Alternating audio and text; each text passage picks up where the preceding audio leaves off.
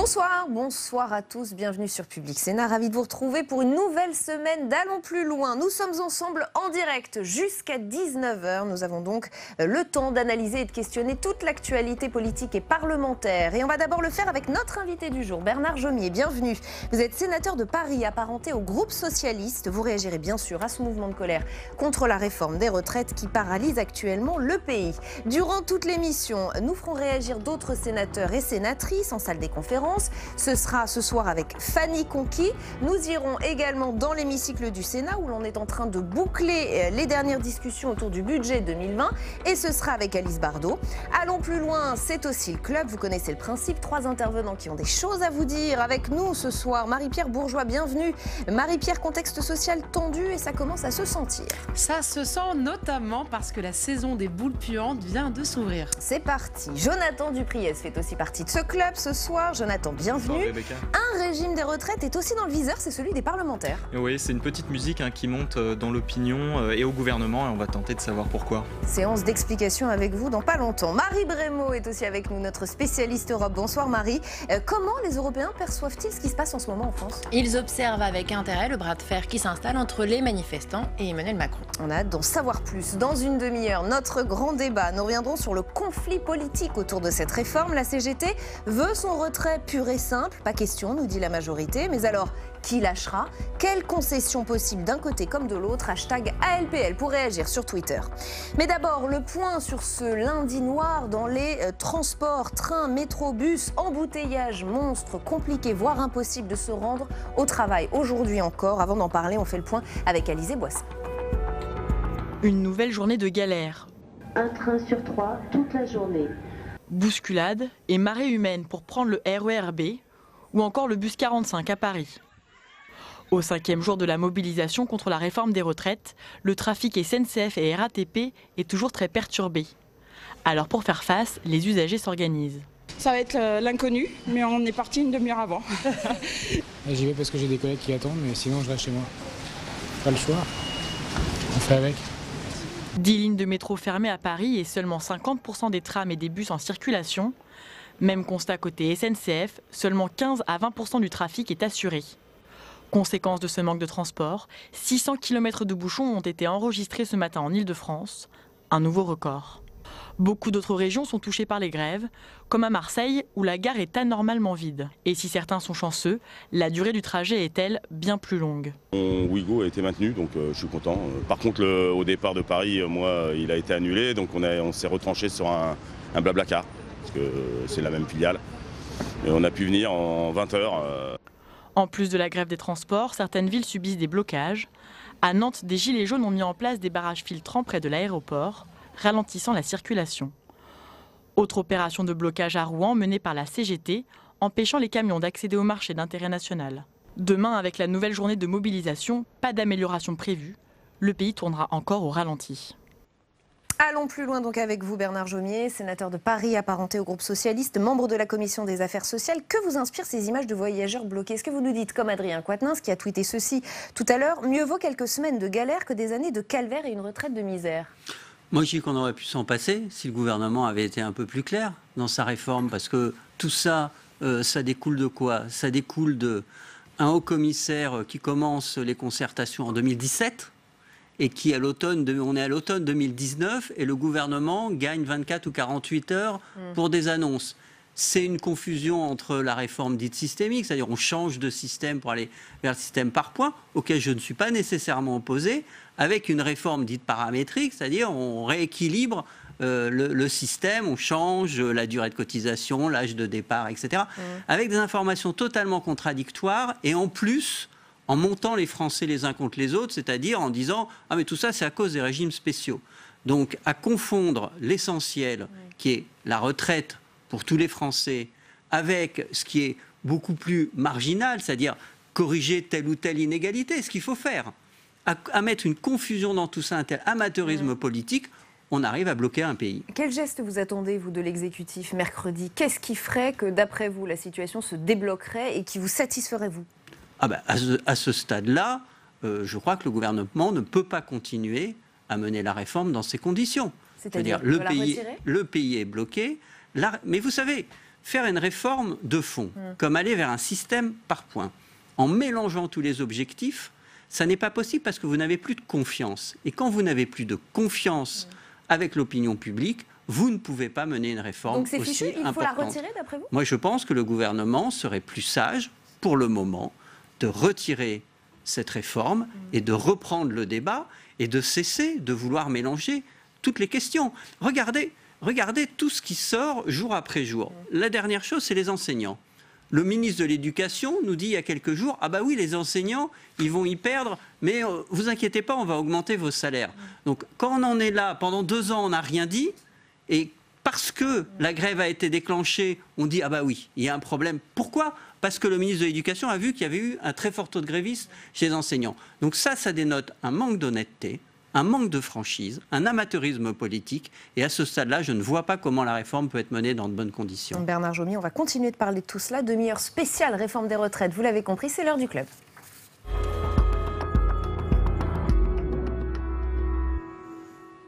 Marie-Pierre Bourgeon, on va donc commencer avec vous. Marie-Pierre, qui dit conflit social dit aussi coup bas. Et là, ça y est, tous les coups sont permis. Et oui, en pleine grève contre la réforme des retraites, ça y est, la saison des boules puantes est bel et bien ouverte. Alors commençons par la toute première, c'est celle qui touche Jean-Paul Delevoye, le haut-commissaire à la réforme des retraites. Il est concerné par un potentiel conflit d'intérêts avec le secteur des assurances. Alors pour vous expliquer, Rebecca, je vais d'abord vous dresser un peu le contexte. Suivez bien. Depuis les lois de 2013 sur la transparence de la vie publique, les ministres sont tenus de remplir 2 déclarations auprès de la Haute Autorité pour la transparence de la vie publique. Dans ces déclarations, vous êtes censé indiquer vos revenus, votre patrimoine, et important dans notre affaire, ce sont toutes les fonctions bénévoles susceptibles de faire naître un conflit d'intérêts. Jean-Paul Delevoye a été nommé en septembre et sa déclaration elle a été publiée ce samedi. Et là, petit problème, on se rend compte qu'il manque une information très très importante. D'après Le Parisien, il ne parle nulle part de son poste d'administrateur de l'IPFAS. Alors l'IPFAS, c'est l'Institut de formation de la profession de l'assurance. Alors regardez à l'écran. Vous allez voir quelques-unes des sociétés d'assurance qui fassent. Ça en fait, Elles y sont à peu près toutes. Là où ça coince pour le haut-commissaire aux retraites, c'est que le secteur des assurances est particulièrement intéressé par cette réforme. Parce que oui, le plan d'épargne retraite, elle concerne tous les géants de l'assurance. Et retenez bien ce chiffre, l'épargne retraite, tout dispositif confondu, c'est plus de 150 milliards d'euros. De quoi faire naître quelques désirs. Et donc certains se disent que c'est un vrai conflit d'intérêts pour Jean-Paul Delevoye et qu'il aurait dû en parler dans sa déclaration. Écoutez ce que disait chez nous Fabien Roussel ce matin.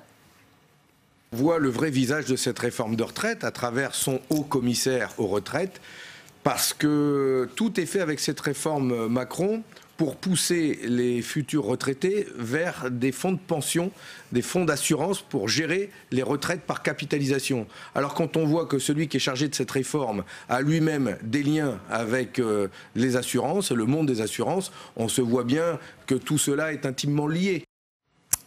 Et c'est vrai que c'est assez étonnant que Jean-Paul Delevoye n'en ait pas fait mention. Comment expliquer cela? Pourquoi ne pas avoir fait mention de ce poste, d'après vous? Alors, il a une défense, moi, que je trouve un peu hasardeuse. Écoutez ce qu'il nous dit au Parisien. Il dit que c'est une omission par oubli.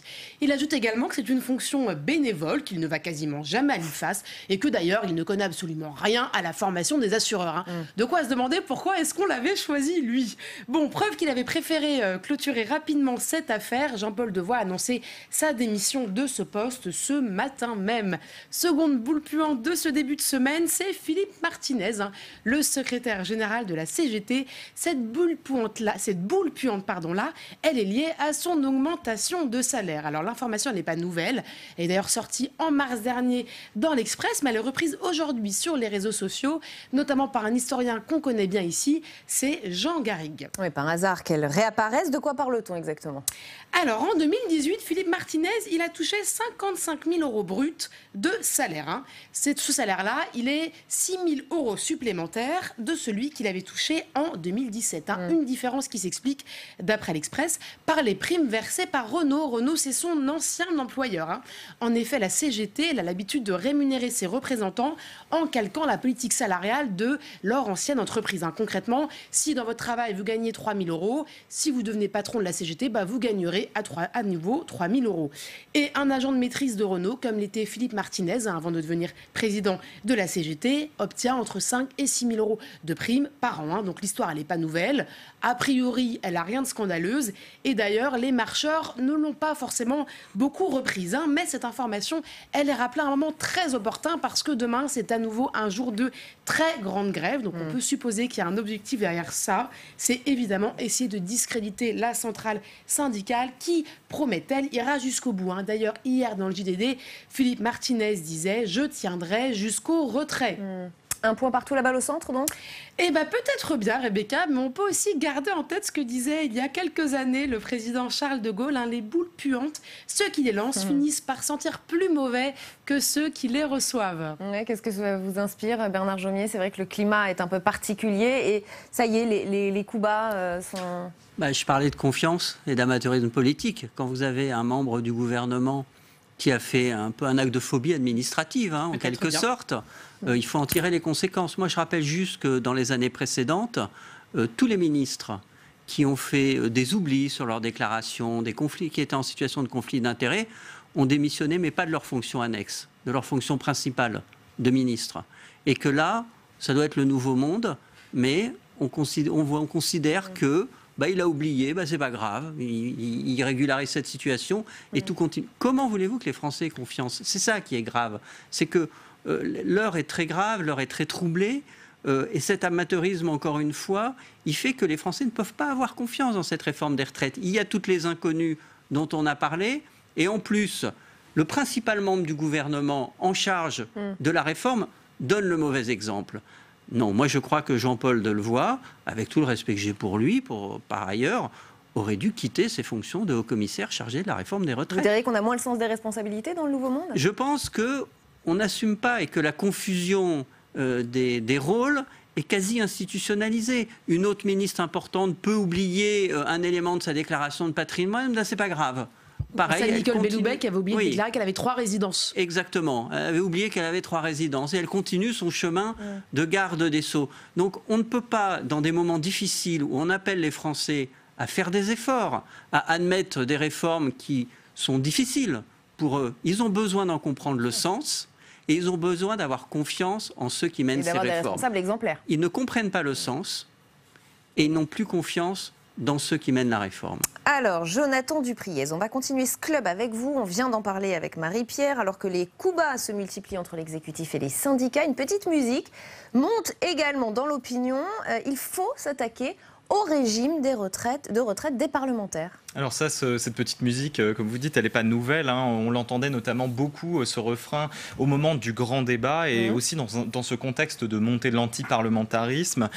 Et conjointement, on voyait aussi fleurir sur les réseaux sociaux tout un tas de fake news sur le sujet. On se souvient par exemple sur Facebook d'un post viral qui disait que 6 mois de mandat de député permettaient de partir avec une retraite à taux plein, ce qui bien sûr est totalement faux. Ouais, absolument faux. Alors au Sénat, comment ça fonctionne ? Alors les sénateurs, ils cotisent à une caisse qui s'appelle la Caisse autonome de retraite des anciens sénateurs qui a été créée en 1905. Au Sénat, le régime il est financé par les sénateurs eux-mêmes, les sénateurs actifs, mais aussi une cotisation employeur et les revenus issus des actifs financiers de cette caisse de retraite. C'est un régime propre qui n'est pas aligné sur celui des fonctionnaires comme l'est l'Assemblée nationale. Chaque mois, les sénateurs cotisent environ 545 €, donc ça fait 10% de leur indemnité de base. Les sénateurs aussi, depuis 2011, ils ont un régime de retraite complémentaire par points instauré à la suite de la suppression du système de ce que l'on appelait des doubles cotisations. Et depuis le 1er janvier 2015, les sénateurs doivent cotiser donc 41 ans et 6 mois pour partir à taux plein à 62 ans. Et cette durée augmentera jusqu'à 43 ans à l'horizon 2035. Et enfin, dernière information, selon le site du Sénat, la pension moyenne de retraite d'un sénateur au 1er mars 2018 s'élève à 3 856 € net mensuels. Et au Palais du Luxembourg, certains sentent que le gouvernement veut s'attaquer à leur régime de retraite. C'est en tout cas ce que laisse entendre une phrase passée presque inaperçue de Jean-Paul Delevoye. Il est cité dans le Figaro, dans son édition du 7 décembre, alors qu'il intervenait au Congrès national des professions libérales à Paris. Le haut commissaire à la réforme des retraites lance ceci. Regardez, on voit bien que sur un certain nombre de principes d'universalité pour tous, la fin des régimes parlementaires et des régimes spéciaux, il y a un soutien populaire. Donc là, le gouvernement met donc sur le même plan et publiquement, régimes spéciaux et régimes parlementaires. Donc la majorité aussi, elle alimente un feu nourri contre le Sénat. Le questeur LREM de l'Assemblée, Florian Bachelier, ironise, lui, dans le Canard enchaîné, en parlant de Gérard Larcher. Il dit ceci: il défend tous les régimes spéciaux, y compris le sien. Mais sur RTL, le président du Sénat, lui aussi, s'est exprimé sur la question. Il laisse la porte ouverte à une évolution du régime des sénateurs. Si nous avons une réforme, nous l'appliquerons, avait-il lancé. Certains sénateurs y voient surtout aussi une nouvelle tentative de bras de fer entre la Chambre haute et l'exécutif. Les relations entre le Sénat et l'exécutif ne sont pas bonnes, elles sont assez tendues depuis l'affaire Benalla et récemment depuis le rapport du socialiste Jean-Pierre Sueur qui a étrillé l'augmentation du train de vie de l'Élysée. Et pour Laure Darcos, qui était chez nous ce matin, il s'agit d'une manœuvre de plus pour déstabiliser le Sénat. Écoutez, c'était ce matin au micro d'Oriane Mancini. Ça n'est pas un hasard, je vais vous dire, qu'on a vu renaître quelques articles ces derniers jours. Là-dessus, c'est vraiment de la politique, de la basse politique comme je la déteste, justement pour égratigner le régime, comme par hasard, simplement des sénateurs. À quelques jours du fait que dans le projet de loi de finances, on avait souligné l'augmentation du train de vie de l'Élysée. Je pense qu'on a des petits camarades qui ont été... Donc c'est le Sénat qui est clairement visé pour oui, vous ? Oui, je pense. Donc, mais je vais pas regarder ce qui se passe dans l'assiette du voisin, mais on n'a pas le même régime encore que l'Assemblée nationale. Donc voilà. Mais tout ça... Je l'ai compris, je l'ai senti, et moi je suis la première à dire qu'on va devoir montrer l'exemple. Voilà, le Sénat est visé, on en reparlera avec vous, Bernard Jomier. Quand même, en juillet 2019, le rapport de Levoy faisait déjà mention des régimes de retraite de parlementaires. Oui, exactement. Dans le rapport de Levoy de juillet, il était question de regrouper, sous le nouveau système souhaité par le gouvernement, les retraites des parlementaires. Je vous donne cet extrait. Le système universel s'appliquera aussi aux parlementaires, dit le rapport, députés et sénateurs, ainsi qu'aux membres du Conseil économique, social et environnemental. Pour la retraite, ils relèveront des mêmes règles que les salariés, ce qui ne manque pas de sel tout de même, quand on sait que Jean-Paul Delevoye était à la fois député, sénateur et qu'il a aussi présidé le CESE. Donc Bernard Jomier, j'ai une petite question pour vous. Alors, est-ce que le Sénat, lui, devrait faire comme l'Assemblée, c'est-à-dire s'aligner sur le régime des fonctionnaires pour les retraites ? Moi, je crois que toutes les questions peuvent être mises sur la table et que le Sénat doit faire évoluer son régime de retraite au rythme de l'évolution générale. Et c'est un sujet pour moi très, très normal. Maintenant, on comprend que le gouvernement est très en dynamique pour réformer les régimes spéciaux, le régime des sénateurs, etc. Mais il y a 65 millions de Français. Et la question, c'est qu'est-ce qu'il dit aux 63 millions de Français, 64 millions qui ne sont pas dans les régimes spéciaux, ne sont dans aucun de ces régimes spéciaux. Et il tente de faire passer en force une réforme pour tout le monde, encore une fois, devenue largement incompréhensible, au prix d'une certaine démagogie sur ces régimes spéciaux. Tous les régimes spéciaux doivent converger. C'est pas nouveau. C'est en cours d'ailleurs, ne l'oubliez pas. Comme est en cours l'évolution du régime général de retraite. La dernière réforme, la réforme de Marisol Touraine, elle entre en application au 1er janvier 2020. Elle n'est même pas encore en application. Donc il y a une réforme permanente de nos régimes de retraite. Mais en gros, instrumentaliser la situation d'un tel ou d'un tel pour essayer de faire avaler la pilule, bon, c'est pas parce qu'il faut repeindre le salon qu'il faut détruire toute la maison. Et c'est ça, en fait, que fait le gouvernement. Comme il faut repeindre le salon, il dit, bon, ben, on va tout remettre à plat, on va tout détruire. Non, la réalité, c'est que cette confusion et cette instrumentalisation, on le voit bien d'ailleurs, l'opinion publique, elle a compris qu'on lui cachait quelque chose. Est-ce que pour vous, ça, c'est une boule puante que le gouvernement aussi voudrait envoyer au Sénat ? Mais si ça les amuse, s'ils en sont là, si le gouvernement pense qu'il fait preuve de responsabilité en brandissant tel chiffon rouge devant les yeux de tous les Français, bien sûr qu'il faut réformer le régime de retraite du Sénat. Il n'y a pas de sujet pour moi là-dessus. Mais oui. Vous comprenez que certains, quand même, puissent penser que vous êtes privilégiés. Mais c'est un régime qui a des avantages. Vous savez, vous prenez n'importe quel régime de retraite, il prend place dans une profession. Vous prenez, par exemple, les enseignants. C'est une profession qui a des avantages, des inconvénients. Et le régime de retraite ne se lie que sur la vie professionnelle, sur d'autres avantages ou d'autres inconvénients. On ne peut pas isoler. C'est pour ça que les régimes spéciaux, on doit négocier avec les professions concernées. Un régime spécial, c'est lié à des professions très difficiles. Oui. Vous voyez, c'est pour ça qu'il y a eu des régimes spéciaux liés à la pénibilité. Oui, absolument, absolument. Mais les enseignants n'ont pas une pénibilité particulière. C'est un métier qui peut être pénible. Ils n'ont pas un régime spécial, les enseignants. Ils n'ont pas un régime spécial, mais ils vont avoir des retraites qui, si le régime universel est adopté, vont être très basses. Voilà, parce qu'ils ont des salaires qui sont faibles. Mais ils ont par contre des durées de congé qui sont supérieures. Donc on ne peut pas, pour telle ou telle profession, brandir un chiffon rouge. Cette façon de gouverner, c'est diviser sans arrêt le pays. Et diviser le pays, monter les Français les uns contre les autres, ce n'est pas la bonne méthode pour mener une réforme d'ensemble. Alors que, effectivement, notre système de retraite mérite une réforme de fond. Je vous ai dit que je ne suis pas opposé personnellement au régime de retraite par points. Je dis juste que les conditions doivent être honnêtement posées sur la table, elles ne l'ont pas été, et que ça ne doit pas être mélangé à la réforme d'équilibre financier du système de retraite. C'est ça le problème. Et c'est ce que le gouvernement fait vraiment à l'envers. Allez, Marie Brémaud, on va terminer avec vous. On a eu aussi envie de savoir comment nos voisins européens, internationaux percevaient la situation en France. Alors, ils soutiennent les grévistes, ils sont étonnés. Comment voient-ils tout cela? Mouvement social vu de l'Europe, ça donne quoi? Ça dépend qui vous écoutez ou ce que vous lisez. Si on écoute le nouveau commissaire européen Thierry Breton, qui était français, donc ce matin chez nos confrères d'Europe 1, je le cite, ici à Bruxelles, tout le monde comprend évidemment la nécessité de cette réforme, compte tenu de l'évolution de l'âge de la vie et aussi de la nécessité absolue d'avoir des régimes équilibrés. Et il ajoute, il y a beaucoup de confiance dans la capacité du président de la République à mener ces réformes, car il est vu ici à Bruxelles comme étant quelqu'un qui a vraiment commencé à réformer en profondeur le pays. Très élogieux. Donc pour Thierry Breton, en effet, tout va bien presque, tout va très bien.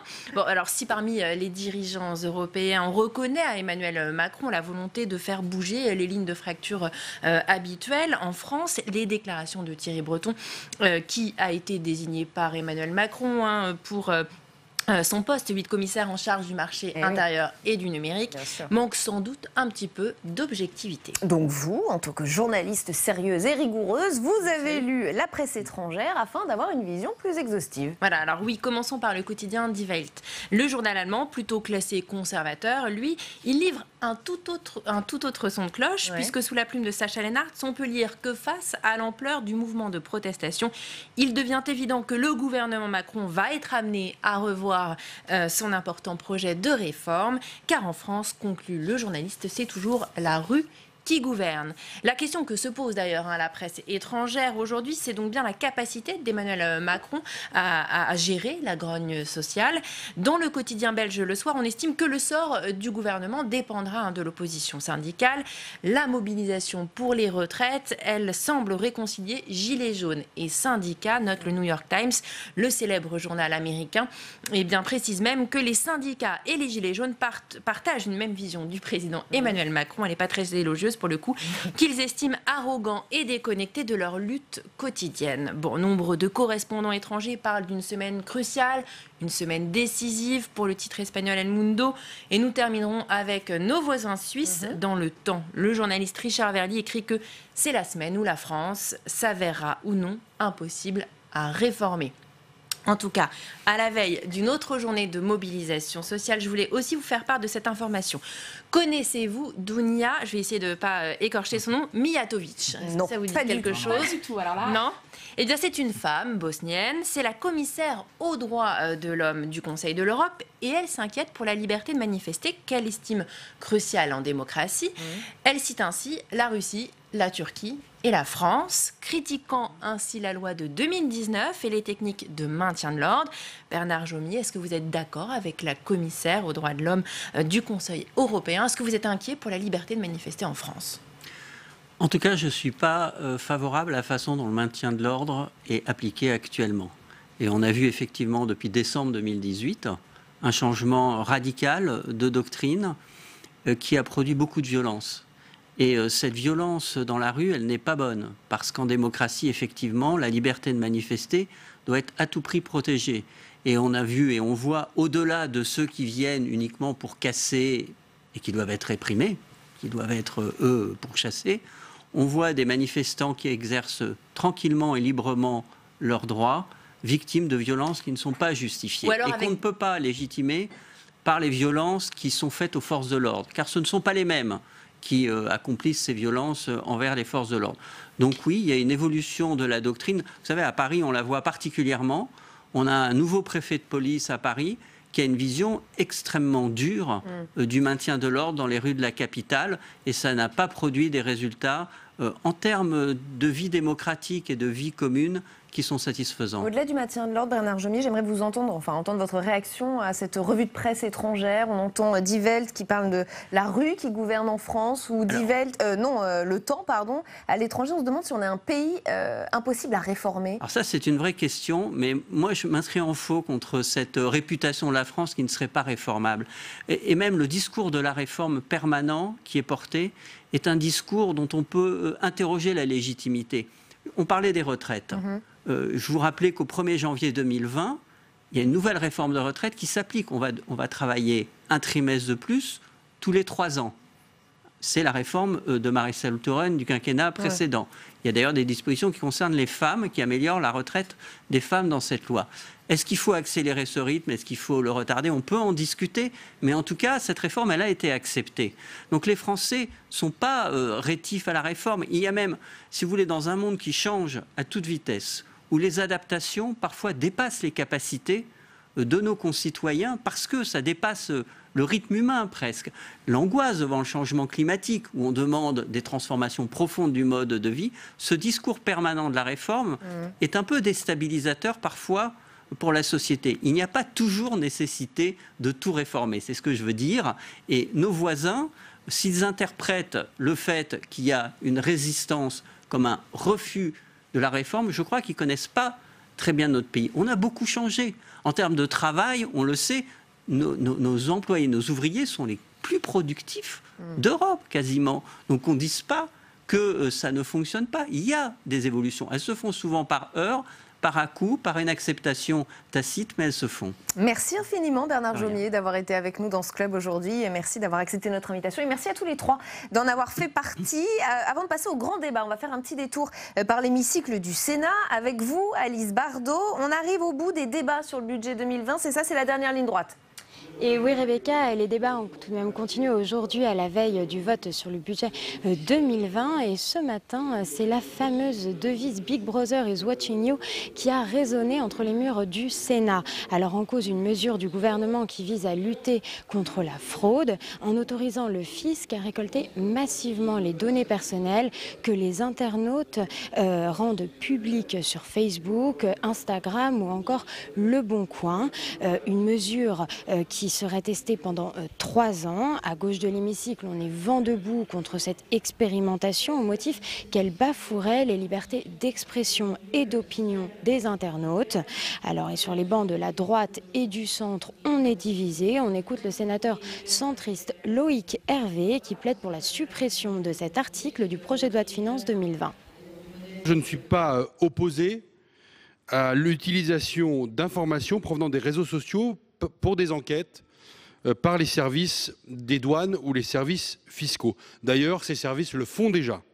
En revanche, je m'oppose fermement au principe de l'aspiration massive de données, notamment personnelles, sur les réseaux sociaux et à leur traitement par un logiciel algorithmique en vue de lutter contre la fraude fiscale. Nous passerions alors d'une logique de ciblage à une logique de chalutage.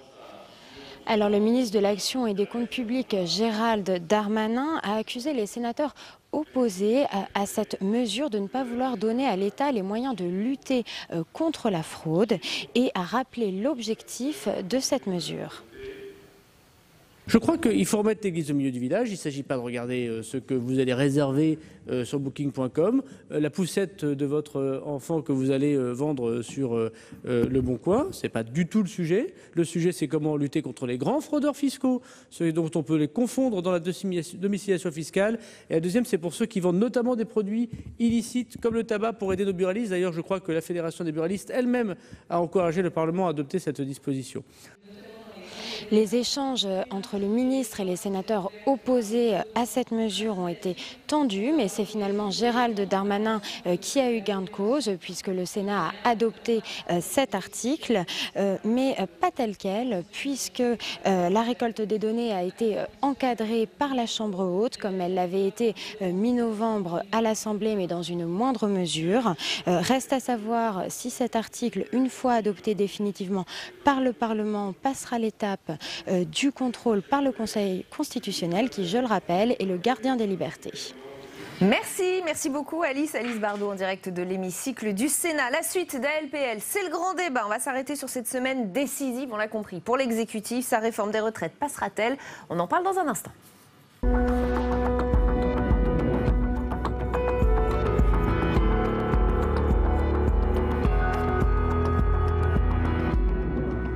Et bienvenue sur Public Sénat, merci de nous rejoindre. Allons plus loin encore ce soir, nous sommes ensemble pendant 1 heure, voici le programme, c'est parti. Dans la première partie, notre grand débat autour de la réforme des retraites et sur ces enjeux très politiques, on est en plein bras de fer, on ne sait pas bien comment on va en sortir. Jean-Paul Delevoye a livré ses conclusions au syndicat tout à l'heure, les arbitrages de l'exécutif seront annoncés mercredi midi. L'information la plus attendue est peut-être celle de la date d'application de cette réforme. Qui sera concerné et quand ? Dans quelle branche? Selon quels critères? Hashtag ALPL si vous avez envie de réagir sur Twitter. Dans une demi-heure, entretien exceptionnel avec Pascal Pic, paléo-anthropologue, maître de conférence au Collège de France. Il vient tout juste de publier Sapiens face à Sapiens, une réflexion sur l'avenir de l'homme et sur sa capacité à s'adapter à son environnement et notamment aux conséquences de ses propres actes, un sujet qui nous rapproche beaucoup de notre actualité. On mettra tout cela en perspective avec lui. Durant cette heure, nous irons aussi, et comme tous les jours, en salle des conférences pour faire réagir sénateurs et sénatrices. Et ce sera avec vous, Fanny Conquis. Oui, justement, Rebecca, nous serons avec Pierre Ouzoulias, le sénateur communiste des Hauts-de-Seine. Il est archéologue et historien de formation. On parlera avec lui des rapports entre la science et les politiques. Et puis surtout, il a une question à poser à votre invité, Pascal Pic. Merci beaucoup, Fanny. À tout à l'heure. Allez, la réforme des retraites passera pas. Le gouvernement veut aller jusqu'au bout. Certains syndicats aussi. Quelle issue possible? Qui fera le geste qui nous sortira de cette situation? On en parle avec nos invités juste après ce point complet de Samia Dechir. Consulter, négocier, arbitrer, ce week-end les réunions se sont enchaînées à Matignon. L'exécutif cherche la clé pour apaiser la fronde sociale contre sa réforme des retraites, mais semble avoir bien du mal à la trouver. Le dîner prévu aujourd'hui à l'Elysée avec les principaux ministres concernés et les dirigeants de la majorité a été reporté à demain soir. 24 heures de rab pour tenter de trouver la bonne formule. Mais la marge de manœuvre est faible. L'exécutif ne peut jouer que sur le calendrier en retardant l'entrée en vigueur de la réforme. Pas question de renoncer au système universel de retraite par points. C'est pourtant bien ce que réclame la CGT, décidée à faire plier le gouvernement. La CGT, elle n'est pas convaincue parce que elle défend ses troupes. Je pense que c'est la raison principale. Elle ne défend pas les Français, elle défend ses troupes. Je pense qu'elle défend plus ses troupes que les Français. Et quand Philippe Martinez parle de bras de fer, moi je l'invite à renoncer au bras de fer et je l'invite à entrer dans le dialogue. Le dialogue social, l'exécutif espère bien le renouer avec les syndicats réformistes comme la CFDT, pas opposés sur le fond à la réforme.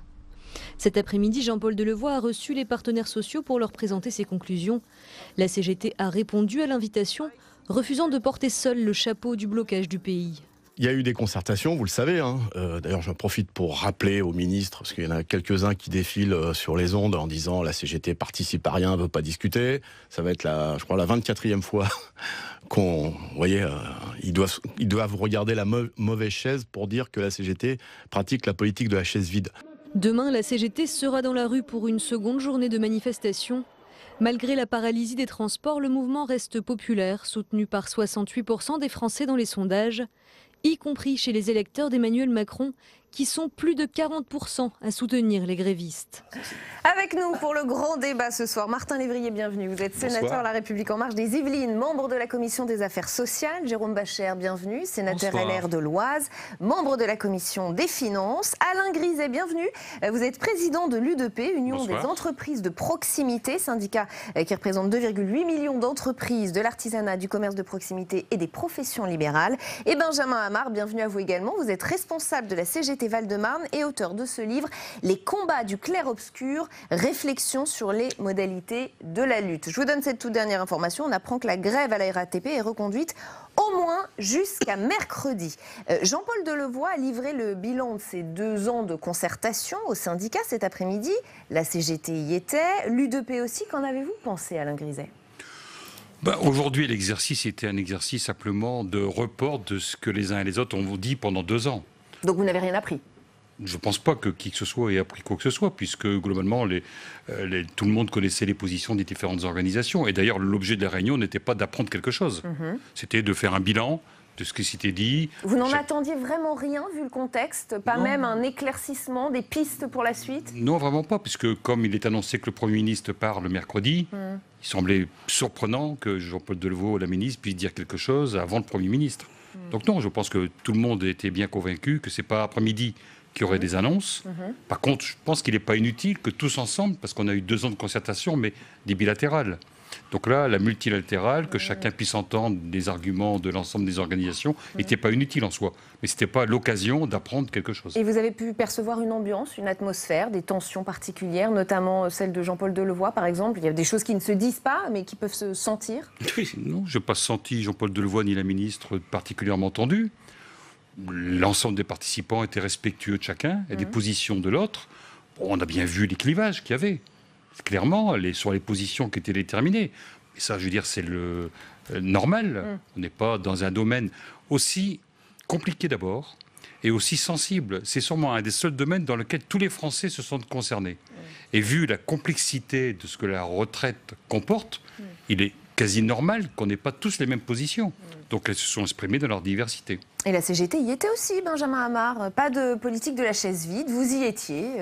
Mais je pense que, vous savez, c'est quand même cette histoire, c'est de la pure fake news. Hein. C'est pour ça que je vous lance sur ce sujet. Mais je pense que ça fait. Et en plus, ça a été dit par des gens. Moi, je me souviens très bien du passage de Sibeth Ndiaye qui dit la CGT boycotte systématiquement.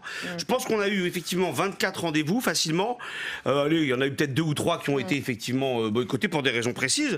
Mais en gros, on a dû sur les 2 ans avoir un ratio de 95-96% de présence. Est-ce que vous comptez sur ces dernières heures pour faire les derniers coups de pression, les dernières déclarations fortes pour dire on ne la prendra pas, on n'en veut pas de cette réforme? À la CGT, moi, ce qu'on m'a appris, c'est qu'on négocie avec le rapport de force. Donc, effectivement, on n'a aucun souci à participer, mais c'est pas participer pour être le doigt sur la couture du pantalon.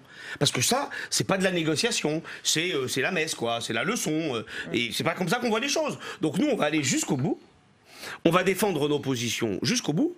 Après, on va être tout oui, mais on ne se fait pas non plus énormément d'illusions. Pour autant, par rapport à la question que vous posiez à monsieur, sur ce qui se dit, ce qui se sent, etc., il est indéniable que les révélations de ce matin qui concernent monsieur Delevoye sur l'IFPAS, eh bien écoutez, ça je pense, voyez-vous, que fatalement les CGTistes l'avaient dans la tête. Moi j'ai dans la tête et on l'a tous dans la tête désormais. Si on reste un tout petit peu sur le fond, vous c'est un retrait ou rien? Bien évidemment, c'est un retrait. Philippe Martinez l'a dit. Moi je me suis exprimé à plusieurs reprises.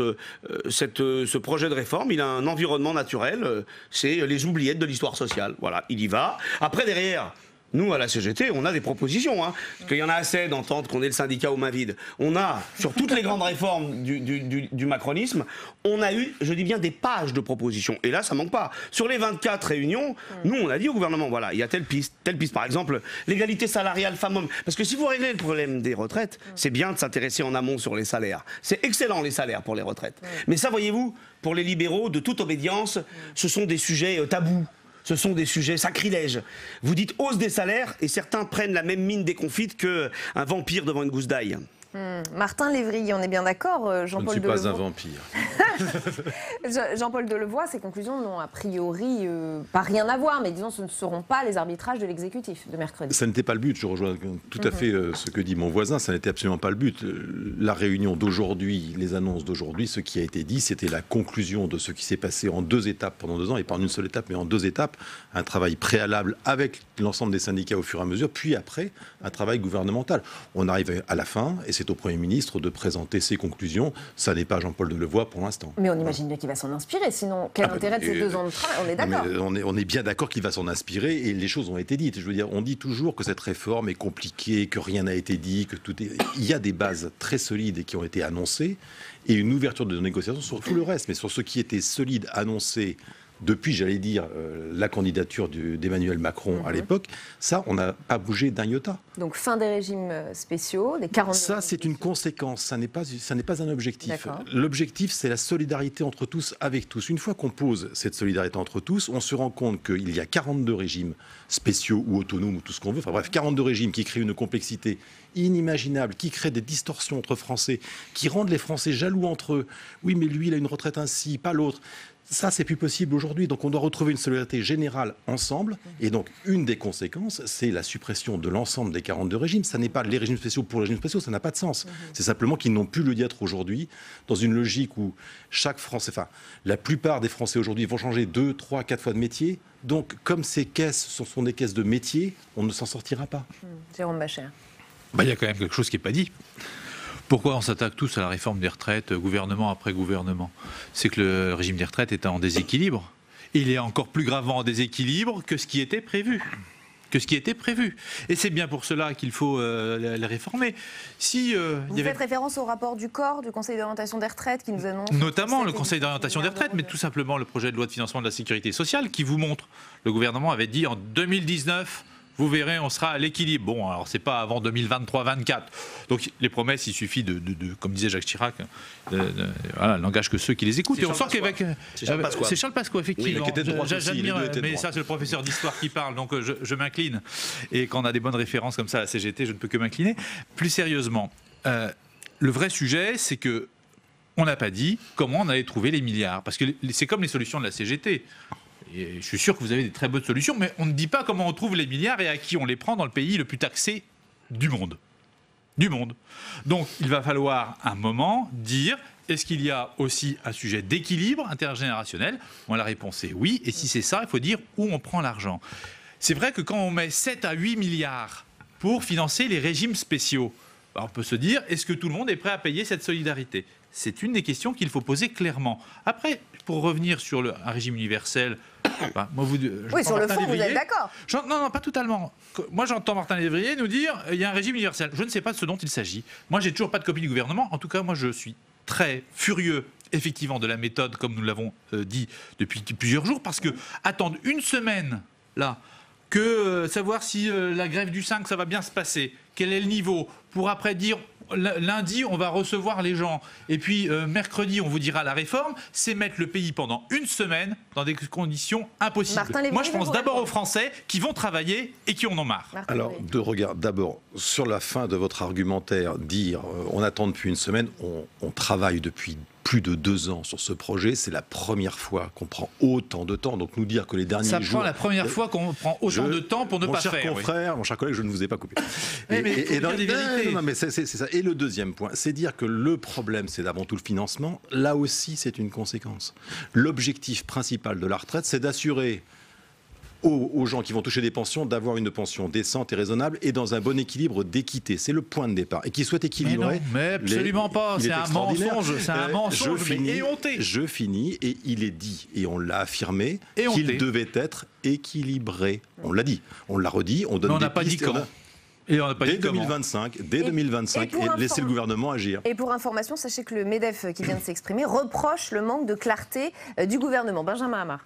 Écoutez, moi j'assiste à cette querelle entre les différentes chapelles libérales et je vois quand même qu'il y a des points communs. Il y a des points communs importants. Oui. La question de l'équilibre financier, la question de la manière de stigmatiser les régimes spéciaux. Il y a de l'argent magique? Pardon, excusez-moi. Il y a de l'argent magique? Juste, monsieur, vous avez vu? Non, mais est-ce qu'il y a de l'argent magique? Monsieur, je n'étais pas d'accord avec une seule de vos syllabes, mais je vous ai laissé toutes les prononcer. Donc je vais faire pareil, ça va être mieux pour la lisibilité du débat. Et après on ira en salle des conférences. Alors écoutez, d'abord sur la question du déficit, moi j'adore quand on prend ces tons de Nosferatu pour expliquer que les caisses sont vides. Mais est-ce que je suis le seul autour de la table à avoir entendu qu'il y a 150 milliards de réserves dans les caisses de retraite, 150 milliards dans les fonds de réserve? Bon, premier point.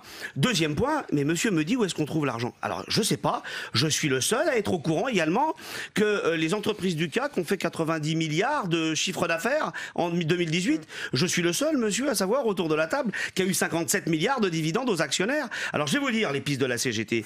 Qu'est-ce qu'on peut faire? Nous on l'a communiqué au gouvernement. On a dit, vous savez, 1% d'augmentation de salaire, c'est 4 milliards dans les caisses de la sécurité sociale.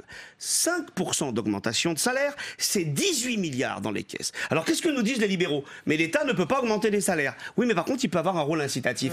Si au lieu de faire comme avec le CICE, chèque en blanc, au lieu de faire dans les exonérations de cotisation, chèque en blanc, on met des conditions d'emploi et de salaire, et ben ça va être un petit peu incitatif. Alors... Et le partage du gâteau, il va être un peu plus équilibré. Parce que monsieur, je vous le dis, les salariés, pourquoi il y a 70% des Français qui veulent plus entendre cette messe-là? Parce qu'en réalité, derrière, ils savent que le gâteau, il est gros, que les richesses, elles sont importantes. Mais leur part à eux, ils supportent plus qu'elles deviennent la portion congrue. Alain Griset, je vous donne la parole dans un instant. Juste, dans ce climat, tous les coups sont permis. C'est l'heure de ce qu'on appelle familièrement les boules boules puantes. Jean-Paul Delevoye, administrateur dans le secteur des assurances, il avait oublié de le mentionner à la Haute Autorité pour la transparence de la vie politique. Nos confrères du Parisien se sont chargés de le lui rappeler. Sous la pression, il a donc démissionné dans la journée. D'une moindre ampleur, mais l'esprit est globalement le même. Philippe Martinez a aussi subi une attaque sur son salaire. L'historien Jean Garrigue a ressorti un vieux papier de l'Express sur le salaire du patron de la CGT. Il aurait touché au total 55 000 euros en 2018, 6 000 euros de plus qu'en 2017. Le climat est-il délétère? On va se poser la question dans un instant. On va d'abord aller en salle des conférences avec Fanny Conqui, puisque Fanny, vous êtes avec Sophie Taillé-Polian, sénatrice Génération. Oui, Sophie Taillé-Polian, qu'avez-vous pensé ce matin de cette polémique concernant Jean-Paul Delevoye et ses fonctions dans le secteur de l'assurance, des fonctions bénévoles qu'il a donc quittées ce matin? Écoutez, ce n'est pas la première fois qu'on se pose des questions sur ce gouvernement et ses rapports avec les entreprises privées, les lobbies. C'est d'ailleurs ce qui avait poussé M. Hulot à démissionner. Et donc là, évidemment, ça jette plus que le trouble. Je pense que M. Delevoye a perdu une certaine crédibilité et qu'il devrait en tirer les conclusions. C'est-à-dire démissionner? Et se retirer, bien entendu, parce qu'on ne peut pas incarner l'intérêt général et la justice. Hein, c'est un petit peu toujours ce que raconte le gouvernement. Et dans le même temps, conseiller les groupes privés qui peuvent se porter candidats à obtenir une part du gâteau une fois que la réforme des retraites serait mise en œuvre. Donc je pense effectivement qu'il doit se retirer. On va parler justement de cette réforme des retraites. On le sait, mercredi, Édouard Philippe doit faire des annonces. Qu'en attendez-vous?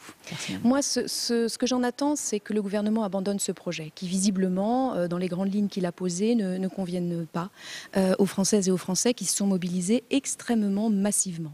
Donc ces principes sont lesquels? Pour vous, il y a une seule option, c'est le retrait? Oui, bien entendu, parce qu'aujourd'hui, le gouvernement parle de justice. Mais qui peut le croire après l'ensemble des réformes qu'on a connues ces 2 dernières années? Que ce soit sur l'impôt, avec l'abandon de l'ISF, que ce soit sur l'assurance chômage, où on culpabilise les chômeurs. Donc on ne peut pas parler de justice sociale. Et d'ailleurs, c'est ce que tous les Françaises et les Français disent. Donc voilà, je pense Mais pour vous, il faut conserver, par exemple, ces 42 régimes spéciaux? Mais la question n'est pas là. Les 42 régimes spéciaux, ça représente 3% des retraités. Donc la question, c'est peut-être de savoir comment est-ce qu'on répartit les richesses dans ce pays et comment on prend en considération le fait que, 1, il y a un vieillissement de la population. 2, il y a aussi une raréfaction du travail.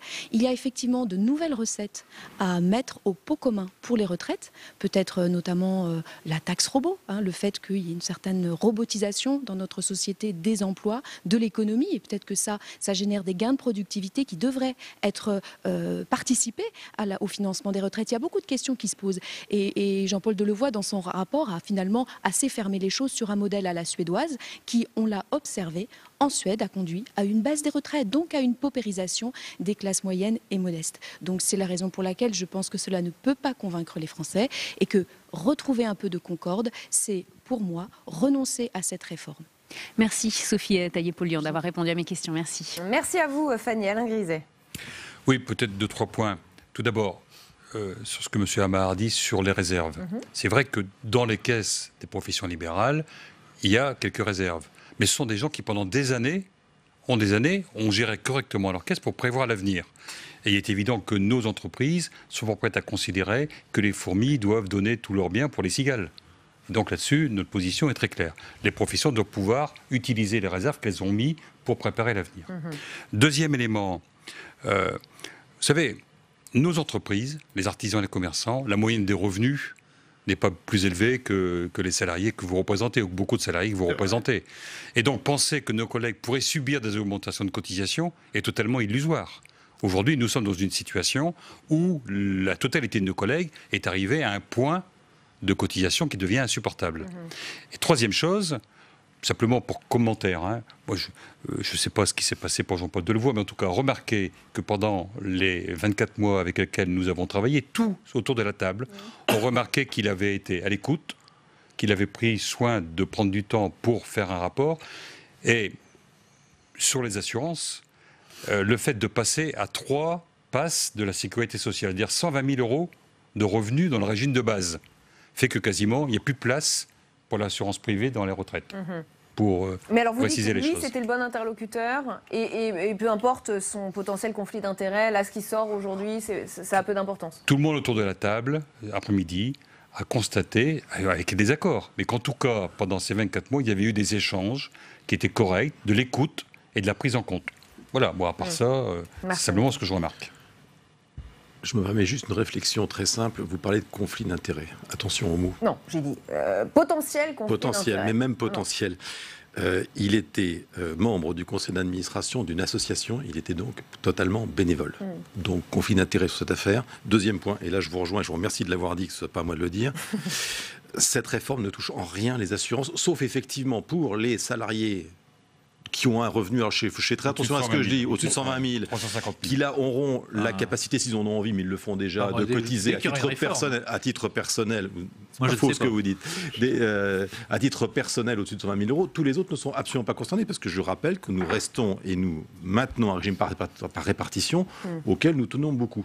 Régime par répartition que connaît très bien la CGT, et j'ai parlé de l'Agirc-Arrco, qui aujourd'hui est géré par les partenaires sociaux, moins vous, mais plutôt FO, régime qui fonctionne très bien, au point qu'il a à peu près aujourd'hui 9 mois de trésorerie de capacité de payer de ses retraites. Donc c'est vraiment un équilibre des gens sérieux qui font ça en termes de partenaires sociaux. Donc voilà la retraite qu'on propose, système de répartition, et heureusement, c'est le plus beau système qui a été inventé en termes de solidarité.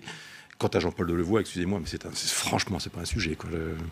Alors, d'abord, sur la réforme, moi je me suis suffisamment exprimé sur le contenu de cette réforme qui est une régression terrible. Mais sur ce que vous venez de dire, monsieur, la CGT, justement, quand elle a rencontré les pouvoirs publics, elle leur a dit, mais traitez différemment les grandes entreprises des petites structures, modulez justement les cotisations, justement en fonction de ça. On ne traite pas les cotisations des grands groupes comme les cotisations des petites structures. Le problème, si vous me permettez, c'est que bien souvent, c'est le MEDEF qui sonne là pour les organisations patronales. Et nous, on n'est pas du tout là-dessus et on sait faire le distinguo. Maintenant, sur la question, d'abord, je réponds juste une chose. Hein, parce que là, pour le coup, la boule puante pour Philippe Martinez, elle est incroyable. Alors, ça c'est déjà sorti. Je vais vous dire, c'est très simple. C'est factuel. Attendez, excusez-moi. Juste, je ne vous ai pas coupé la parole. Philippe Martinez est le secrétaire général des organisations syndicales le moins bien payé de tous. C'est formidable, mais on ne s'intéresse qu'à son salaire à lui. Il est payé au résultat. Et attendez, ça vaut le coup d'être syndiqué, dites-donc. Encore une fois. Moi je veux bien. Non mais attendez, si vous me coupez la parole, allez-y, vous en placerez plus. Vous l'avez la parole, Benjamin. Ensuite, deuxième chose, ça, y compris, lui, il a le même salaire que quand il était chez Renault. Vous savez ce qu'on va faire? Moi, je vais vous donner mon salaire tout de suite. Moi, je suis un dirigeant national de la CGT. Hein. Je vous donne mon salaire tout de suite. Il n'y a pas de problème. Mais alors, tout le monde va le donner autour de la table et on va rigoler. Donc, je pense que là-dessus, restons bien tranquilles. Par contre, sur l'histoire de Monsieur Delevoye, ah là, c'est autre chose, parce que je vous trouve bien indulgent. La question n'est pas de savoir s'il a touché de l'argent ou pas. L'IFPAS, dont il était effectivement administrateur, est extrêmement proche de la Fédération nationale des assurances. Fédération nationale des assurances qui s'est dite dans des communiqués officiels, extrêmement intéressée par les potentiels de la réforme Macron. Oui, c'est une réforme avec un système par répartition, mais on va pas faire, monsieur. Mais on n'a jamais dit le contraire, nous. Ah non. La fake news, elle est de votre côté, jamais d'une autre. Monsieur, je vous mets au défi de nous citer une fois où on a dit le contraire.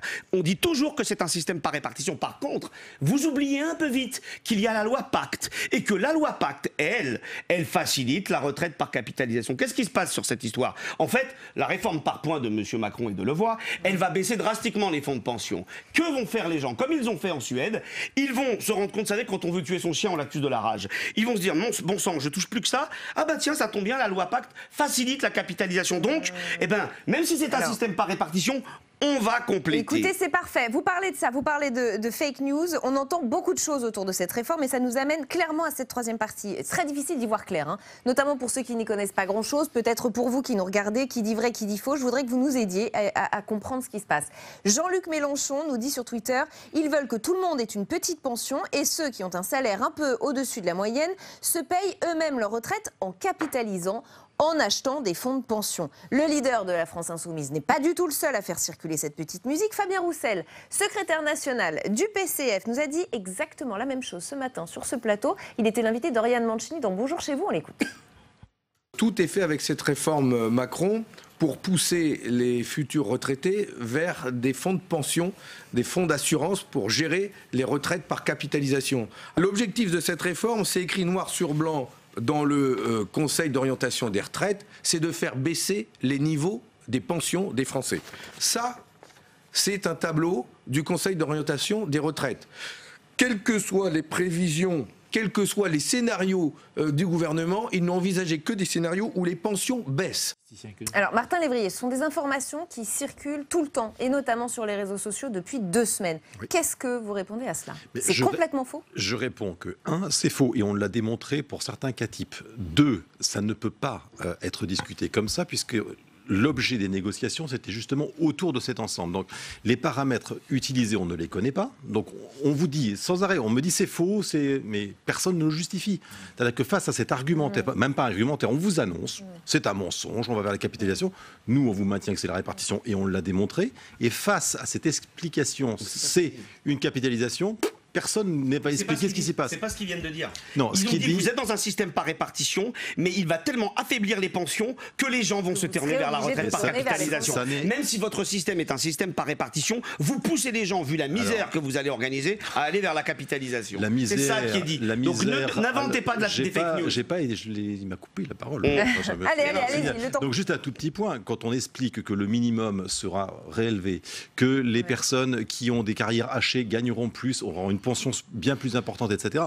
On dit absolument pas ça. Et on dit simplement qu'on l'équilibre comment? Parce qu'on garde un pourcentage du PIB qui est de l'ordre de 14%, ce qui est énorme, 300 000 milliards, je ne sais plus, 300 milliards. 325 milliards. Et comme le PIB augmente, le gâteau augmente. Et c'est comme ça qu'on permet d'éviter la démographie et ce genre de chutes qui ne sont jamais expliquées et qui sont des fake news absolues. Non, cette logique mathématique, elle est fausse parce que derrière, vous avez une quantité de personnes qui arrivent. Vous avez un tiers de la population. Pardon. Allez-y. Ne pas s'étouffer, Martin. Ne pas s'étouffer. Il y aura dorénavant beaucoup plus, et c'est la démographie qui veut ça, de retraités qu'aujourd'hui. Donc l'objectif, c'est de garder la quantité de prélèvements pour les retraités. Et ça ne marche pas.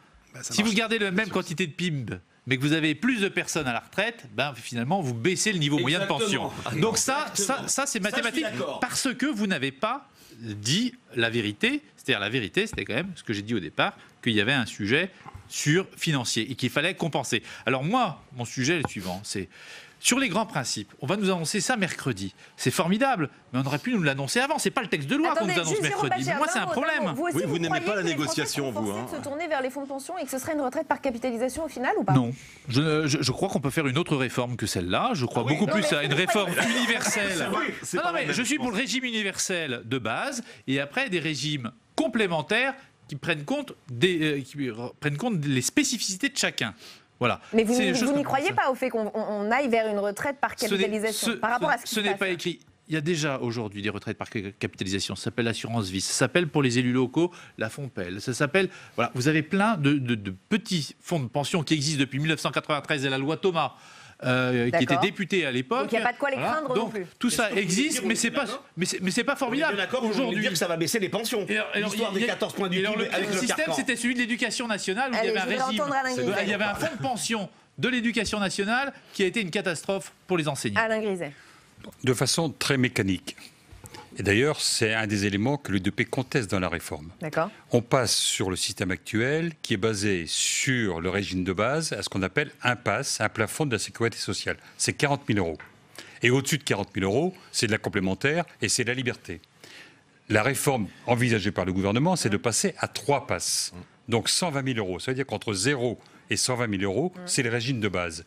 Ce qui fait qu'il y a très peu de Français au-dessus de 120 000 € qui peuvent envisager d'aller dans la capitalisation. C'est d'ailleurs ce qui... Je Griset, je vous fais confiance, mais moi, j'ai pas de texte. Vous en savez beaucoup plus que le parlementaire moyen. Je dis simplement, c'est que ce qui est prévu depuis le début, c'est 3 passes. Et d'ailleurs, une partie de nos collègues, surtout dans la profession libérale, contestent fortement cette partie-là, entre 40 000 et 120 000 €, parce que ça leur enlève l'autonomie de choisir leur retraite.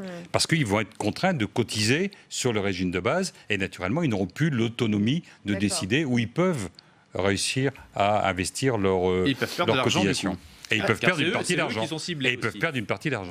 Sur ce sujet-là, moi je vais vous dire, moi j'aime bien faire ça dans ces cas-là. Je ne fais pas parler la CGT, je fais parler des gens qui ne sont pas d'accord avec nous du tout. Le premier fonds de pension au monde, c'est BlackRock. D'accord. Vous savez, ils ont même privatisé l'Élysée au début du quinquennat d'Emmanuel Macron. C'est un énorme acteur financier qui brasse des milliards. Et bien BlackRock a fait un communiqué, là aussi, tout le monde peut le trouver, disant que la réforme Macron ouvre des opportunités formidables pour les activités de BlackRock. Vous savez, comment on appelle ça? Ça s'appelle le baiser de la mort, ça, hein, dans la mafia. Bacio di morte. Le baiser, voilà, c'est le baiser de la mort. Donc là, si vous voulez, moi j'ai envie de dire, mais comment se fait-il que la Fédération française de l'assurance, comment se fait-il que BlackRock nous dise, oula, là, il y a un truc à faire, là. Écoutez. Et alors, il y a un autre point sur la question de la fake news, très important. La question d'Agirc Arrco pour montrer que le point baisse. Le gouvernement nous dit c'est faux. Eh ben, je vais vous dire, c'est incroyable cette fake news. Parce qu'en réalité, vous avez une baisse relative. Pourquoi? L'année dernière, en 2018, on a augmenté le point Agirc Arrco de 0,6%. L'inflation était de 1,6%. C'est de la baisse relative. Les 4 années précédentes, le point Agirc Arrco, il était gelé, alors que l'inflation, elle continuait d'augmenter. Donc la baisse relative du point Agirc Arrco, elle est réelle. Et le gouvernement, attention, l'émission de jeudi, où vous aviez Sibeth Ndiaye et Gérard Darmanin qui disent c'est faux, c'est de la fake news pur sucre. Mais je vais vous dire, si aujourd'hui il y a 70% des Français qui nous donnent raison, c'est pas pour rien. Et comme vous l'avez dit tout à l'heure vous-même, oui, après ce qu'a fait le gouvernement depuis 2 ans et demi, bien évidemment, quand ils me prennent des intonations en nous expliquant qu'ils sont devenus, par transsubstantiation, la réincarnation de Lénine et de Jaurès, personne ne les croit, bien évidemment. Martin Lévrier, les fonds de pension qui se frottent les mains peut-être. Je ne vais pas vous faire la phrase, vous n'avez pas le monopole du cœur, ni des retraites, mais on a le droit aussi, nous, de parler de solidarité et on l'assume parfaitement. Moi particulièrement. Voilà. La question des fonds de pension qui se frottent les mains. Les fonds de pension qui se frottent les mains. Enfin, moi, toute entreprise privée de quelque nature que ce soit, quand elle voit quelque chose bouger, a tendance à dire je me frotte les mains. Elle se frotte les mains aussi sur Pacte, entre guillemets, parce que j'y reviens. Mais et a raison, parce qu'on propose les plans d'épargne d'entreprise. Rien de nouveau d'ailleurs, sauf qu'on les défiscalise un peu plus. Et c'est très bien. Voilà. Et c'est très bien. Mais c'est très bien pour les. C'est la même chose que moi. Là, non, c'est très bien pour les salariés. Pour les salariés. Mais ça, c'est de la logique par capitalisation, Rebecca Fitoussi. Mais je vous parle pas des retraites. Quand on est en retraite le 5 du mois, on a de l'argent pour aller faire ça, vous croyez vraiment? Écoutez, les gilets jaunes là, qui ont manifesté pendant 1 an, quand ils disent qu'ils sont en retraite, je ne parlerai pas leur nom. Moi, je ne parlerai pas leur nom parce qu'ils ne veulent pas que vous parliez. Alors là, monsieur, vous avez 2 trains de retard. Nous, dans le Val-de-Marne, on a fait des mois et des mois d'actions de convergence avec les gilets jaunes. Allez, c'est un autre sujet. Non, mais autrement dit, les gilets jaunes ou même les gilets rouges, quand on a découvert le 5 du mois, on a les moyens d'aller faire de la retraite par capitalisation. Soyons sérieux 2 minutes. C'est un sujet d'ailleurs que de ne pas avoir annoncé la réforme, car aujourd'hui, effectivement, le sujet du pouvoir d'achat est un sujet majeur, et les gens qui ont manifesté l'année dernière, les vrais gilets jaunes, c'est le sujet du pouvoir d'achat, et aujourd'hui, la réforme des retraites telle que non annoncée est devenue anxiogène, et vous promettez à des gens qui ont déjà du mal à finir la fin du mois, qu'ils ne savent pas si après ils sont condamnés à ne pas finir les mois à la retraite. Il y a là une anxiété qu'il faut entendre, qu'il faut entendre. C'est sujet au fantasme et aux fake news. Vous le savez aussi. Voilà, c'est sujet au fantasme et aux fake news. Moi, la retraite, la vraie copie, c'est-à-dire un projet de loi, pas des annonces. Le sujet de la retraite est un sujet anxiogène depuis très longtemps. Vous parlez aux jeunes depuis 10 ans, ils vous disent de toute façon ça sert à rien, on n'aura pas de retraite. Donc le côté anxiogène, rien de nouveau, bien mal. 25 ans, cher Martin Lévrier, qu'on le dit. S'il vous plaît, soyez gentil. Ce sujet anxiogène, il date depuis très longtemps, d'autant plus que le système de retraite d'aujourd'hui est anxiogène parce que incompréhensible. Donc nous, aujourd'hui, on fait des propositions. Excusez-nous, ne venez pas nous reprocher. Nous reprocher d'être dans la négociation très longue pour prendre un maximum de temps sur un sujet qui touche tous les Français, qui demande beaucoup de temps. Donc, mais là où vous avez raison, c'est pourquoi des manifestations alors que la réforme n'est pas encore posée. Moi, j'ai pas compris.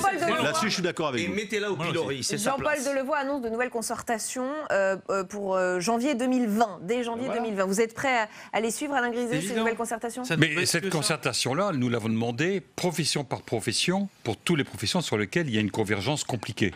Et donc il faut encore du temps pour regarder, pour les notaires, pour les médecins, pour les avocats, comment on doit converger, parce que notre situation est extrêmement éloignée par rapport au point d'atterrissage. Donc les concertations. Mais convergence me va très bien. C'est étonnant quand même. Convergence me va très bien. On défend l'intérêt général des travailleurs. Moi, depuis des semaines, j'entends la CGT défend soi-disant les corporatismes. Et ce qu'on nous propose maintenant, c'est justement un repli corporatiste. Non mais monsieur, nous on est...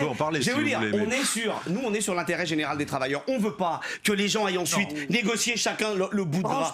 La clause du grand-père, c'est quoi? La clause du grand-père, c'est quoi? Si ce n'est dire aux gosses d'aujourd'hui, c'est pour vous, mais nous, on y échappe. Le respect des corporatismes, il est de votre côté, pas du nôtre. Et on va s'arrêter là. Je suis content de voir vous inquiéter des agriculteurs. Merci ça fait plaisir, à tous les 4 ça. d'avoir participé à ce grand débat. N'hésitez pas à le poursuivre d'ailleurs hors antenne. Dans un instant, c'est l'entretien. Nous recevons Pascal Pic, paléo-anthropologue. Ça va être l'occasion de prendre du recul par rapport à tout ce qui se passe, de comprendre les conflits, les tensions à l'échelle de l'histoire de l'humanité. On a choisi de le faire d'abord par le biais d'un sujet qui récapitule les violences dans les manifs en France depuis un an. Le chercheur publie Sapiens face à Sapiens, mais parfois on se demande si ce n'est pas Sapiens contre Sapiens. En tout cas, on va lui poser la question juste après cette rétrospective de Cécile Sixon. Des scènes de guérilla sur les Champs-Élysées, c'était il y a un an, le 1er décembre. Le mouvement des Gilets jaunes, jusque-là bon enfant, prend une tournure violente. Des voitures qui brûlent, des magasins pillés. La France découvre groggy l'Arc de Triomphe dégradé. Face à ce nouveau phénomène, le gouvernement répond par la fermeté policière. Nous continuerons à interpeller, à traduire en justice toute personne prise en flagrant délit de violence ou de dégradation. Nous continuerons à faire preuve de la plus grande fermeté. Mais le samedi suivant, c'est encore pire. Des affrontements entre manifestants et forces de l'ordre ont lieu à Paris, Bordeaux ou encore Marseille. Et chaque week-end, les mêmes images inondent les chaînes d'infos. Après quelques mois, le mouvement des Gilets jaunes finit par s'essouffler. Ils descendent de moins en moins dans la rue. Mais les casseurs, ceux que l'on appelle les Black Blocs, eux sont toujours là et s'infiltrent désormais dans les manifestations plus traditionnelles comme celle du 1er mai, la marche pour le climat en septembre dernier ou encore la manifestation pour la réforme des retraites de jeudi dernier. Une nouvelle donne bien intégrée par les autorités. Je fais appel à l'ensemble des personnes qui demain vont manifester, qu'ils nous aident tout simplement à empêcher ces casseurs de casser. C'est extrêmement simple. Ne leur laisser aucun espace, nous signaler immédiatement lorsqu'ils agissent. Les autorités pourraient aussi avoir à faire face à de nouvelles formes de violence, comme celle des militants d'Extinction Rebellion, qui ont saboté jeudi dernier près de 3600 trottinettes à Paris, Bordeaux et Lyon. Des objets roulants briseurs de grève selon eux. Allons plus loin donc avec Pascal Pic, bienvenue, merci d'avoir accepté notre invitation. Je le disais, vous êtes paléo-anthropologue, maître de conférences au Collège de France. Vous venez de publier ce livre, Sapiens face à Sapiens, c'est chez Flammarion. Vous êtes aussi l'auteur de très nombreux ouvrages, j'en cite 2.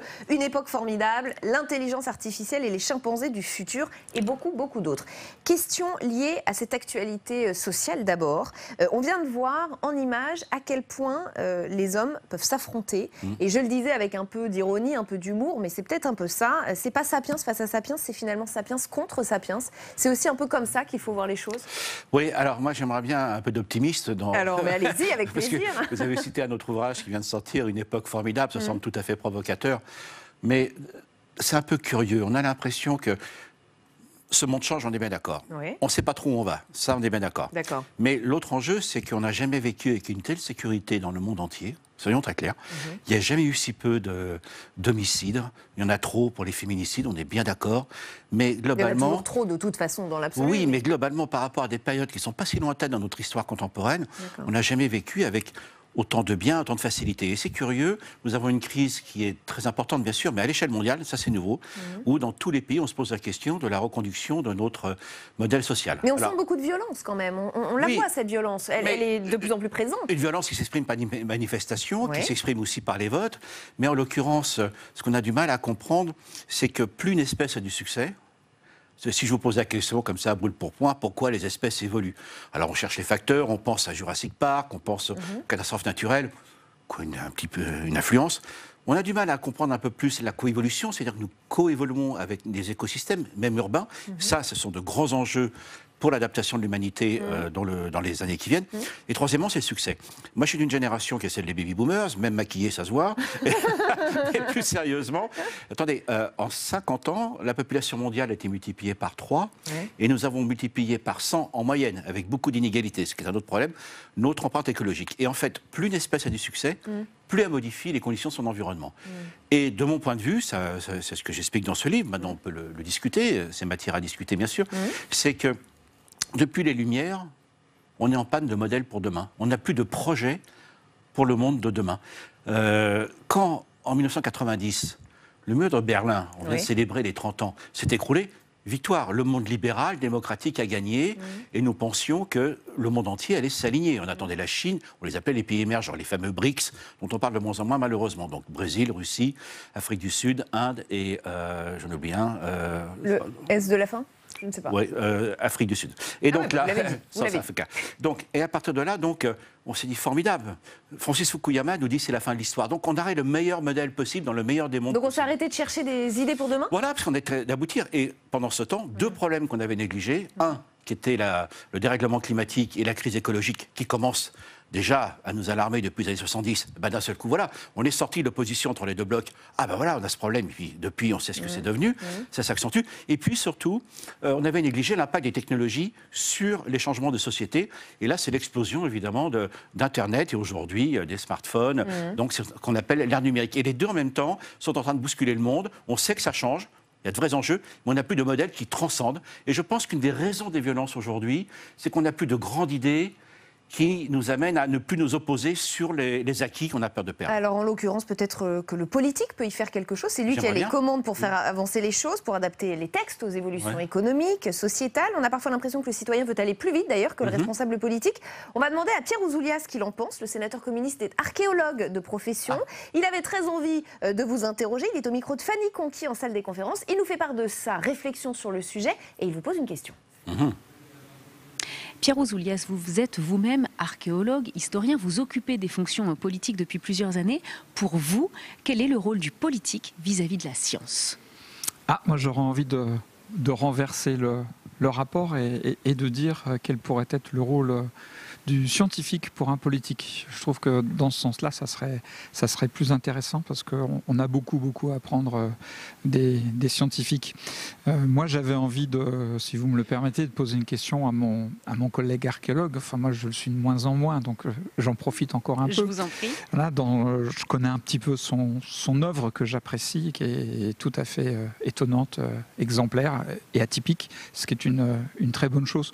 Quand on arrive à sortir des ornières de la science académique, c'est une très bonne chose. Et il y a une idée qui me plaît beaucoup dans son œuvre, c'est celle qui consiste à dire que l'humain est une invention de l'homme.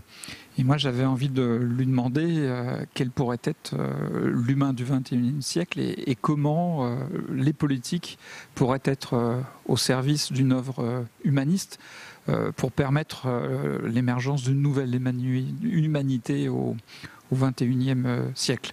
Alors lui, il voit ça sur la très longue distance, qu'il travaille sur le genre Homo qui est apparu 200 000 ans avant Jésus-Christ. Pour un politique, la longue durée, c'est la durée de son mandat. Un sénateur, c'est 6 ans. C'est très très faible.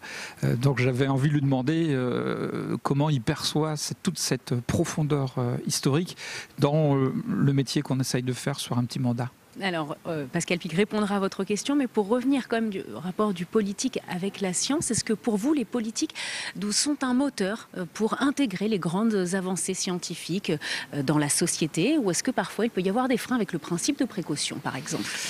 Moi, je trouve de façon générale, étant chercheur moi-même, qu'il y a une méconnaissance forte et assez importante du politique par rapport au monde de la recherche. Le politique a du mal à comprendre comment fonctionne un chercheur, comment il travaille, qu'est-ce que le travail d'équipe, le travail de laboratoire. Et par rapport au principe de précaution, c'est une bonne image, c'est que très souvent le politique, ce qu'il réclame, c'est la vérité tout de suite. Et puis surtout pas de gris, pas de nuance, du blanc ou du noir. Or, ce que montre la recherche, et ça le politique a du mal à l'admettre, c'est que les choses sont toujours beaucoup plus compliquées que ça. Et pour dire la vérité, il faut rentrer dans la complexité. Et la complexité, c'est pas toujours ce qui plaît aux politiques. Merci Pierre Ouzoulias d'avoir répondu à mes questions. Et donc, vous avez entendu, Rebecca, cette question pour Pascal Pic. On va lui laisser la parole, Pascal Pic. Ben oui, mais les scientifiques, ça fait quand même 40 ans, 50 ans, depuis les années 70, disent attention, notre mode de vie tel qu'il va s'accroître, dont j'ai bénéficié d'ailleurs, peut-être avec outrance avec ma génération, on nous le reproche en ce moment, ils ne sont pas tellement écoutés. Pourquoi ? Parce qu'on prétexte qu'il y a des urgences sociales, et on l'entend bien, vous êtes bien placé pour le savoir.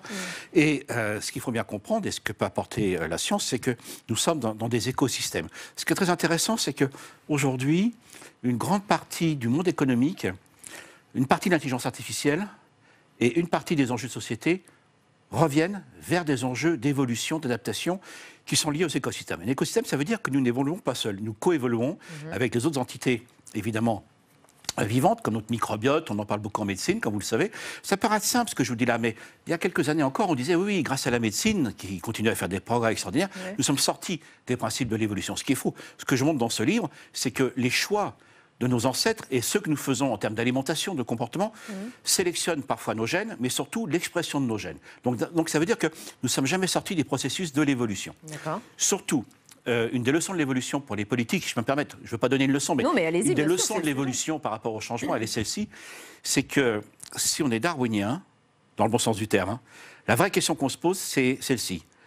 À partir de quand sommes-nous capables de comprendre que ce qui nous a donné du succès jusqu'à présent ne suffira pas dans le monde de demain?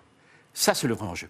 Parce que l'évolution... On devient même un danger, peut-être. Oui, mais l'enjeu, c'est pas le passé. Quand on parle d'évolution, et c'est normal, on parle du grand passé, de l'archéologie, avec mon collègue sénateur, mes respects. Et en l'occurrence, c'est que ce que nous faisons aujourd'hui conditionne le jeu des possibles des générations suivantes. Et Darwin avait une belle expression, la descendance avec modification. C'est-à-dire que notre succès modifie l'environnement et donc les conditions d'adaptation et de trouver de nouveaux projets pour les générations futures. Donc la grande leçon que devraient apprendre, je l'espère, nos politiques, ce n'est pas que préserver les acquis, c'est très important, on le voit pour la retraite, je tiendrai à la mienne, vous tenez à la vôtre, tout le monde y tient. Mais je pense qu'aujourd'hui, la crise que nous avons, c'est justement qu'à l'échelle planétaire, nous sommes dans un écosystème où même aussi les écosystèmes numériques ont déjà changé nos vies. Qui imagine un monde avant 2007, avant le smartphone?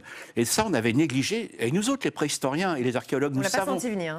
Ben non, nous savons comment les outils et leurs usages ne sont pas que des moyens de rendre plus efficaces ou fortes ou rapides ou précises nos actions. Ça change ce qu'on appelle l'idéal. Et on voit bien qu'aujourd'hui, le smartphone, même Steve Jobs n'a pas vu les changements qui allaient arriver. C'est quand même intéressant. Pourtant, c'était quelqu'un d'absolument génial. Et donc tout ça, ça veut dire que d'un seul coup, ce qui était au cœur de l'action politique, c'est-à-dire faire en sorte que nos sociétés, les citoyens et nos concitoyens vivent mieux, se trouve aussi investi par les révolutions technologiques à l'échelle mondiale et aussi à l'échelle mondiale par les changements donc, qui concernent donc, les écosystèmes et l'écologie. Donc on a besoin d'un nouveau paradigme, c'était très bien dit. Construire un nouvel humanisme, ça paraît simple. Mais l'humanisme, surtout en Occident, depuis 5 siècles, c'était quoi?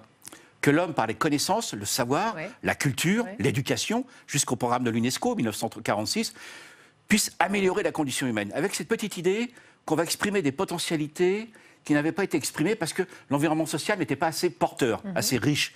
Eh bien, dans tout cela, on avait complètement ignoré la nature, on avait complètement ignoré donc les technologies comme facteur de changement de la société. Et c'est ça qu'on est en train de trouver aujourd'hui, qu'on recherche, c'est un nouvel humanisme à l'échelle mondiale. Alors, il se trouve que la semaine dernière, le chirurgien Laurent Alexandre était au Sénat, il était en visite, invité d'une table ronde autour du développement de l'intelligence artificielle en France, à l'initiative de la délégation sénatoriale, là encore aux entreprises. Plusieurs questions posées. Jusqu'à quel point l'intelligence artificielle modifiera-t-elle le marché du travail? L'éducation nationale prépare-t-elle suffisamment au métier de demain? Les réponses de Laurent Alexandre ont surpris son auditoire. Je voudrais qu'on en écoute un extrait, je vous fais réagir ensuite. Donc aujourd'hui, nous n'avons pas de technologie pour réduire les inégalités intellectuelles significatives, et c'est un vrai problème dans une économie de la connaissance. Alors, c'est pas politiquement correct, et il n'est peut-être pas raisonnable de dire ça au Sénat, mais Plomine en Angleterre a montré que 64% des différences de maîtrise de la lecture sont d'origine génétique et ne sont pas d'origine culturelle et environnementale comme on le pensait jusqu'à maintenant. Et je vous incite à lire ce qu'a écrit Plomine, qui est le grand spécialiste mondial de la neurogénétique et de l'intelligence. Donc, nous n'allons pas avoir de miracle. Pour compenser l'échec naturel de l'école, et qui n'est pas de la faute de l'école, on a développé des concepts tous plus foireux les uns que les autres. Tous codeurs, en imaginant qu'on allait permettre à tous les enfants d'apprendre le Python, alors qu'il y a à peu près un enfant sur 4 ou un enfant sur 5 qui est capable de faire du codage informatique. Donc le slogan « tous codeurs » est aussi débile que « tous astrophysiciens » ou « tous pilotes d'Airbus » ou tous chirurgiens. Donc là, il nous parle d'un frein génétique, Pascal Pi. Alors, il est vrai qu'en France, nous sommes très réticents vis-à-vis d'une bonne compréhension des théories de l'évolution. Et vous savez, par exemple, on ne peut pas faire de statistiques ethniques, ce qui fait qu'on ne voit pas les problèmes. Donc on a beaucoup de difficultés avec ça pour des raisons liées à notre culture et des raisons donc liées à notre éthique et défendues farouchement d'ailleurs. Tant mieux, tant pis. Tant mieux d'une certaine manière. Par contre, il est vrai qu'on connaît de plus en plus aujourd'hui des facteurs génétiques qui prédisposent ou pas à certaines capacités. Mais attention, la génétique, ce n'est pas un système déterministe. Et là-dessus, je ne suis pas du tout d'accord avec Laurent Alexandre, qui est un très bon ami au passage. Moi, je lui reproche souvent, comme d'autres, d'avoir un discours pas assez précis qui fait penser un petit peu à de l'eugénisme, ce qui n'est pas vrai. Moi, je suis d'une génération quand même qui est proche de celle de Laurent Alexandre, où, avec l'école obligatoire à 16 ans, franchement, moi, je suis dans un milieu d'ouvriers, de paysans, etc. Regardez l'évolution qui a été celui de la culture et de l'enseignement et l'accès à l'université après mai 68. Donc, il faut faire attention à cela parce qu'on le sait très bien, il y a une très faible partie du système génétique qui est déterminée, mais par rapport à ça aussi, c'est que le milieu social va affecter la manière dont s'expriment les gènes. Donc c'est beaucoup plus compliqué qu'il ne le dit. Et il faut surtout éviter la tentation de se dire qu'avec ces facteurs génétiques ou pas... Non, c'est archi faux. Par contre, il faut privilégier une culture qui est celle qui privilégie les différences. Ça veut dire quoi? C'est-à-dire que dans l'évolution, les différences, parce que les théories, une fois de plus, pardon de me répéter, mais les théories de Charles Darwin, c'est des théories des variations. Et il avait le génie de comprendre que toute différence est une potentialité pour l'adaptation. Et il est vrai, et là-dessus je rejoins Laurent Alexandre, que de considérer que tous les individus peuvent accéder à la même éducation, ça c'est une erreur fondamentale. Mais néanmoins, pour ma génération, c'était quoi? C'était l'éducation de masse. Comme la médecine, c'était éradiquer des maladies. Voilà. Mais alors, quelle doit être l'école aujourd'hui? Comment elle peut nous préparer au monde de demain? L'école d'aujourd'hui, c'est ce qui se passe aujourd'hui dans les entreprises qui sont les plus avancées dans l'usage des formes d'intelligence artificielle. D'ailleurs, au passage, je recommande au Sénat de m'inviter. Je suis le seul anthropologue qui parle des intelligences artificielles. Très bien. J'espère que ça passera par vous. L'appel est lancé. Pour être utile, tout simplement. L'autre chose, et celle-ci, c'est qu'on est de plus en plus vers une médecine qui devient individualisée. Parce qu'on va connaître votre génome, votre épigénétique, votre microbiote. Ça, c'est pour demain. On aura même nos doubles numériques, c'est-à-dire que vous aurez votre avatar numérique. Dans les 5 ans qui viennent, on pourra tester sur votre corps, doublé numériquement, bien sûr, les médicaments, les opérations. Ce n'est pas la science-fiction, ça existe déjà pour les machines, ça va être très rapide. Donc on n'en est qu'au début. L'autre chose, c'est que les armées aujourd'hui, c'est plus... c'est une boucherie comme 14-18. Les hommes au front, dans les aujourd'hui, tranchées. c'est à chaque fois une situation individualisée, où sur le terrain, on prend des décisions. Ce qu'il faut, c'est que l'éducation nationale tienne compte des différences et aille de plus en plus vers ce qu'on appelle le préceptorat, mais qui était donc dédié qu'aux familles riches à une époque, mais un préceptorat que permet l'intelligence artificielle bien utilisée, qui permettra de développer les capacités, s'ils sont différents génétiquement. Ou c'est quoi la belle affaire? Il n'y en a pas. C'est-à-dire qu'en fait, être capable de déployer une pédagogie qui peut être pour certains groupes d'élèves par rapport à d'autres, et là, le monde s'en portera mieux. Donc il ne faut pas se bloquer, et là, l'articulation est quand même perverse, il faut faire très attention en disant, il y a un système génétique qui n'est pas bon, mais par rapport à un système qui attendrait que ces gènes soient bons ou pas bons. Non, il faut que le système aussi, lui, s'adapte en fonction de ses diversités. Donc c'est une véritable révolution culturelle en vrai sens du terme. Avec le réchauffement de la planète, les catastrophes climatiques, beaucoup, et notamment les jeunes, commencent à se dire que la fin du monde est proche et que donc la fin de l'homme est proche également. Vous n'êtes pas d'accord avec ça? Vous avez une vision beaucoup plus optimiste des choses? Optimiste mais réaliste. C'est-à-dire 8 milliards pour faire disparaître l'humanité, franchement, il va falloir quand même mettre le paquet. Nous sommes 8 milliards. Nous avons une sécheresse absolument extraordinaire. Mais vous avez toujours des populations qui survivront. La question, c'est ce que je dis dans ce livre, la vraie question, est-ce que nos civilisations sont capables, comme c'était dans le projet d'ailleurs des Lumières, d'amener la majorité de la population humaine vers un mieux sur une planète de plus en plus vivable? C'est le vrai enjeu qui nous attend à l'échelle mondiale. Et on a 10 ans pour réussir ce pari-là. 10 ans. On n'a pas le récit qui permet de cela. Maintenant, la majorité de la population humaine est urbanisée depuis 2007. Et ça va s'accentuer. Ça veut dire quoi? Ça veut dire que on peut craindre évidemment une épidémie. On a plein de films qui évoquent, un virus de type Ebola qui arrive à Roissy. Franchement, là, on est mal parti. Mais attendez, l'OMS fait un très bon travail. Pour l'instant, ça tient très bien. Mais le vrai danger pour moi, c'est ce que j'explique dans ce livre-là, c'est le confort. Le confort qui est un vrai piège dans lequel nous vivons comme jamais avec l'accès à la nourriture, trop riche, trop salé, trop sucré, bien sûr. On marche de moins en moins, on s'intéresse pour une partie de la population de moins en moins au monde qui est en train de venir, parce que les gens se sentent déclassés, les gilets jaunes étant l'expression, évidemment, de ce changement politique. Et qu'ils ont d'abord envie de s'occuper d'eux-mêmes avant de se tourner vers l'autre. Parce qu'il n'y a pas d'autre chose qui transcende les espoirs des personnes. À partir de... franchement, j'avais indiqué dans ce livre et précédemment, j'avais complètement anticipé ce qui se passe. Dans le monde aujourd'hui, on a une bipolarisation de nos sociétés. Quand j'étais jeune, c'était le Nord et le Sud. C'est plus ça. Dans tous les pays aujourd'hui, Pardon? C'est quoi maintenant? C'est dans chaque pays, vous avez des gens qui vont mieux et d'autres pays, d'autres personnes qui vont moins bien. Dans l'absolu, avons mieux qu'avant, mais c'est vraiment la question des inégalités. On ne va pas pouvoir continuer pendant les 4 ou 5 années qui viennent avec une disparition des classes moyennes qui fait que des personnes qui sont diplômés, qui sont dans l'intelligence artificielle, dans la culture, sont des citoyens au monde, ils sont partout dans le monde, ils sont très bien, ils parlent anglais, ils sont connectés. Et puis une autre partie, qu'on appelle les populistes, mais plutôt que les condamner, il faudrait comprendre pourquoi. Comment se fait-il qu'ils n'ont pas de vision d'espoir pour eux et le monde qui vient? Ça explique pourquoi, effectivement, dans tous les pays, on a vraiment ce défi énorme pour nos démocraties. Mais vous êtes confiant? Vous pensez qu'on... Moi, je pense qu'on va trouver les solutions. Je pense qu'on va vivre une crise qui va être assez difficile. C'est-à-dire, quand vous parlez de crise? Comment on va être capable de faire en sorte qu'on ait une perte des inégalités telles qu'elles sont exprimées depuis 20 ans? En gros, même aujourd'hui, il y a eu aux États-Unis un groupement de patrons de grandes entreprises, s'appelle le Business Board. Ils ont publié le 19 août une charte, on verra ce que ça donne, en disant on ne peut pas continuer pour nos entreprises si les inégalités sociales s'accentue et si il y a en plus les effets du dérèglement climatique. Donc on a une prise de conscience qui arrive.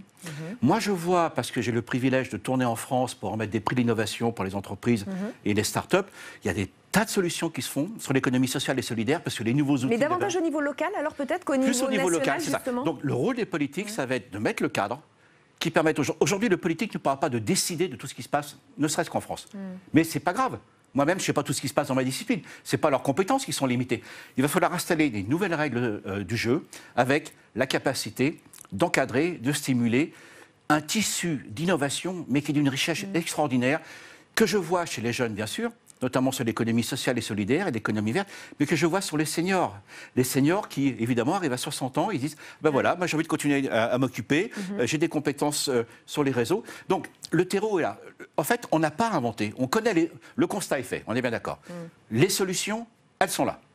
Ce qui nous manque, c'est le plus difficile, créer un projet commun à l'échelle planétaire, donc un nouvel humanisme qui tienne compte, une fois plus, de la nature et des différences culturelles dans tous les pays. Et ça, c'est un véritable enjeu, parce que l'humanisme a été créé que sur l'Occident, formidable, mais aujourd'hui, là, complètement s'ouvrir. Mais Lévi-Strauss en parlait. Mais est-ce que ça devra passer par une phase de grande violence? Est-ce que toute adaptation de l'homme à son nouvel environnement, un environnement qui change, doit passer par des phases de violence? Non, ça ne doit pas passer forcément par des phases de violence. Le Québec a connu une transition, ce qu'on a appelé donc la révolution tranquille ou silencieuse, pardon, qui était très rapide. Mais ça peut se faire qu'à la condition que tout le monde puisse accepter de faire quelques sacrifices pour créer un projet commun. Et c'est ça qui nous manque aujourd'hui. Face au manque de perspectives claires, ou en tout cas partagées dans le monde qui vient, eh bien, le réflexe, c'est de conserver donc, nos acquis. Et c'est pour cette raison que les revendications actuelles sont très désordonnées. Chacun essaye de préserver cela. Les Gilets jaunes, il n'y a pas de leader, ni quoi que ce soit. Et pourtant, c'est une pluralité de problèmes qui ressentent tout le monde. Vous savez, on a étudié ça chez les singes. Je vais vous surprendre. Allez-y. Ça s'appelle... on a testé chez les singes capucins la manière dont ils étaient capables d'accepter une nouvelle situation. Oui. Eh bien, si c'est sous forme de gain, c'est-à-dire ils donnent une pièce, ils gagnent 2 pommes. Alors c'est très marrant parce que... Donc il y a du gain. Donc il y a du gain. Donc, il donne à une personne un jeton, il gagne 2 pommes. Il y a une autre personne, il donne un jeton, 3 pommes. Super, c'est mieux. On continue. Le coup d'après, la personne de droite vous donne toujours 2 pommes, régulières sur les gains. Et la deuxième vous donne cette fois-ci 1 pomme. Doute. Donc en moyenne, vous aurez 2 pommes. D'accord. Mais je préférais avoir affaire à la personne qui assure mes gains.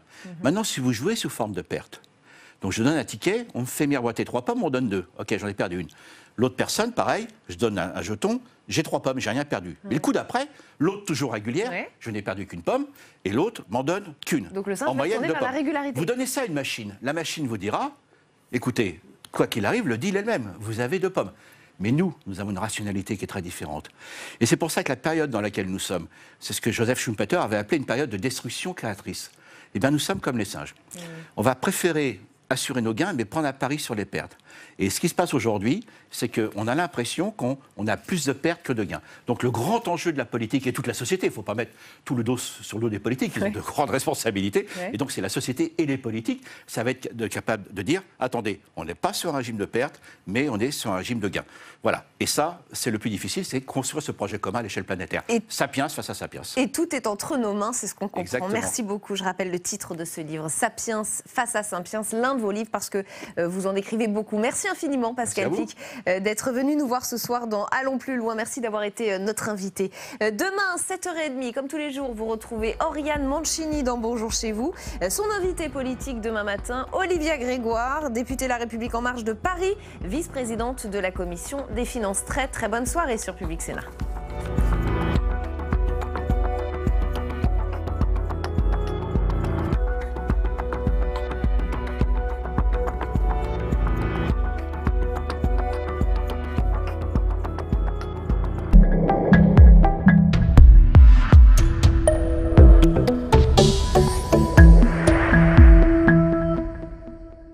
La Vendée, c'est pas seulement un département, c'est un territoire historique où aujourd'hui nous allons faire la rencontre du sénateur Bruno Retailleau. Bienvenue en Vendée, Perico. On commence par quoi, monsieur le sénateur? Le littoral.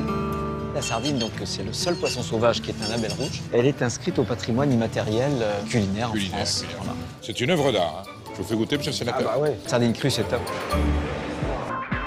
On ne peut pas imaginer qu'en Vendée, balayé et fouetté par les vents, on puisse avoir des pinots noirs d'une telle maturité. En plus, c'est bon. Alors ici, on est sur la commune de Talmont-Saint-Hilaire. C'est le plus petit port ostréicole de France. Donc cette eau est un mélange d'eau de mer selon la marée et d'eau douce. C'est ça. Elle a quel âge? 1, 2, 3, 4 ans. Je connais tout, Perico. À la Vendée. À la Vendée. À la Vendée. Manger, c'est voter. En Vendée avec le sénateur Bruno Retailleau, demain à 23h sur Public Sénat. Les invités de Bonjour chez vous, demain dès 7h30.